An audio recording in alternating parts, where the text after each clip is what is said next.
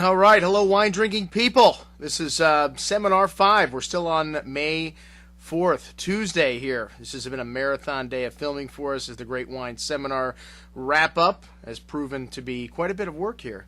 Well, the last day of the seminar was Sunday morning. What better way to start, well, any morning than a little champagne. And we had Pierre-Emmanuel Taittinger available to show us his family's range of champagnes. And this Taittinger was started by his grandfather. Taittinger was established in 1931 by Pierre Taittinger, Pierre-Emmanuel's grandfather.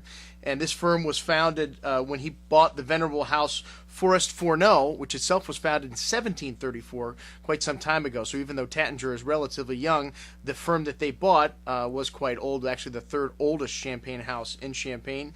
And Taittinger today is the last of the large family-owned properties in Champagne. All of the other large firms have been gobbled up by large companies, and this firm has got an impressive array of holdings. And the Chateau de Marquette in Northeast Reims remains the family showcase. The firm's headquarters are situated in Reims, just above the underground cellars that once belonged to the 13th century Abbey of Saint Nicaise. And the Champagne Taittinger is also the proprietor of the majestic edifice in the old quarters of Reims, a tribute to its founder. The firm sponsors the annual Grand Prix of International Cooking. Pierre-Emmanuel Taittinger, one of the most exciting culinary expeditions of its kind anywhere in the world. Well, Pierre-Emmanuel, the grandfather of Pierre, Pierre-Emmanuel, the grandson of Pierre, now runs the company. He's the president. He's also the president of Domaine Carneros, the firm's property that they own in California. And he oversees this product's export, Taittingers, to over 120 different countries. So the wine that we started with was the Brut La Française. This is their bread and butter wine. This contains about twice as much Chardonnay, which is more expensive today than almost any other non-vintage Brut. And this house, to me, is a typical, dry, elegant style champagne. The Brut La Française gives you lovely aromas of fresh baked bread, lemon citrus, and a little bit of ginger spice with some lovely white flowers, very fresh and light and refreshing. One of my favorite non-vintage Bruts. And then we're on to the Prestige Rosé. This is a blend of 70% Pinot and 30% Chardonnay. Really light red berry fruit, a little bit of flinty minerality to it, but excellent freshness and a lovely light creamy mousse. Then on to the Brut Millésime. This is a blend of 50% Pinot and 50% Chardonnay. This wine is only made in excellent vintages. You get a lovely yellow plum, a little bit of light ginger out of this one, and some light toasty brioche. Very nice and lovely creaminess on the tongue. Then the Prelude. The Prelude is made from 100% Grand Cru rated vineyards, and this was first launched in Magnum with the Taittinger lady on it. We sold a bunch of these. This is all Grand Cru, again 50% Pinot, 50% Chardonnay, lovely notes of pan grill, and then cold unsalted butter on white bread, as Mr. Roger Von Merrick, Master of Wine, pointed out. Kind of an interesting note there from the master, but a really nice wine. And then on to the Nocturne, which Pierre-Emmanuel mentions this is not a gimmick.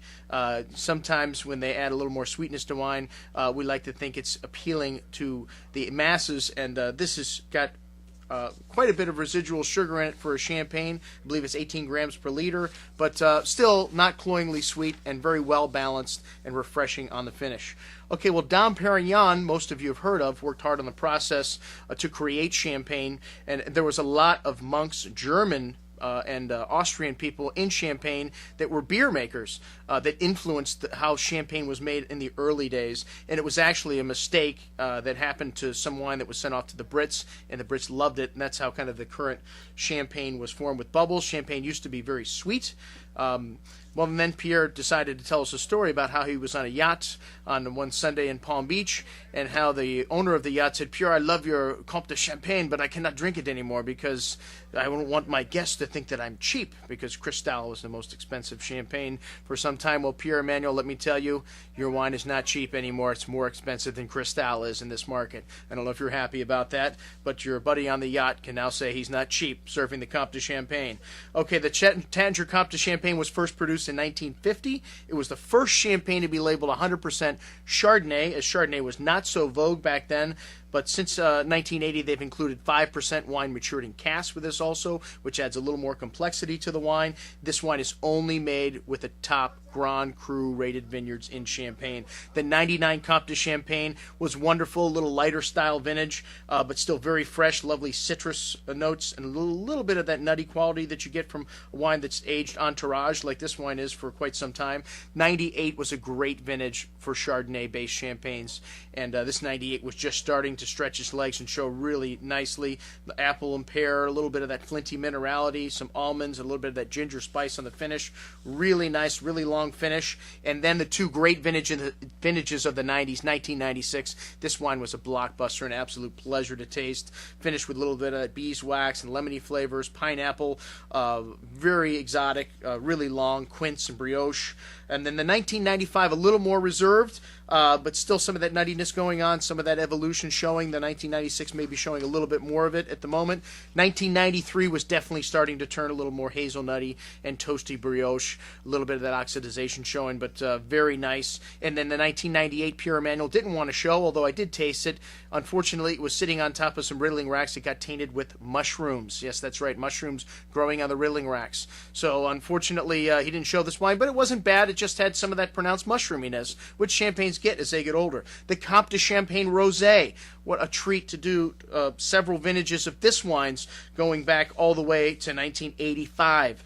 This wine is a blend of 30% Chardonnay and 70% Pinot Noir, and 15% of the Pinot Noir is red wine. That's how they make this rosé. They used to do a Saignée, which is by taking off a little bit of the juice, letting it sit in context with the skins for a short period of time to get the color out of it. But today it's much easier to do it by using still red wine. Almost all the big firms do. We started out, well, this wine started within the legendary 1966 vintage, and it was launched in 1972. Again, only from the best Grand Cru sites throughout Champagne. The 2004, still very young, very fresh. A lot of that lovely raspberry and strawberry fruit. A little bit of that spice on the finish, the ginger, a little bit of mint also. And then the 03, kind of marked by that heat also, a little more candied fruit to it. Lovely floral notes to that one also. 2002, a very good vintage in Champagne. Looks like the best vintage since 1996, and this wine showed it. Still a bit reserved on the nose. Really big wine. Lovely fruit, lovely concentration of this, layers of flavors on the finish. 1999, a little more of that minerality coming out, a lighter vintage, but still some nice fruit, some peach and some plum showing in that, along with some red licorice. 1995 was starting to take on the characteristics of an older Champagne, gaining some nuttiness, some red licorice spice, but very nice, very long in the finish. And then 1985, a lovely copper tone to that one, slight mousse as the effervescence starts to fade in these older Champagnes. Really nice and a little bit of a metallic note. And Pure Emmanuel said wet dog, which not a very complimentary term. And that was the Great Wine Seminar. What an amazing weekend. I'm your host, Andrew Lampasone, signing off from the Great Wine Seminar, saying, remember, always drink the good stuff first.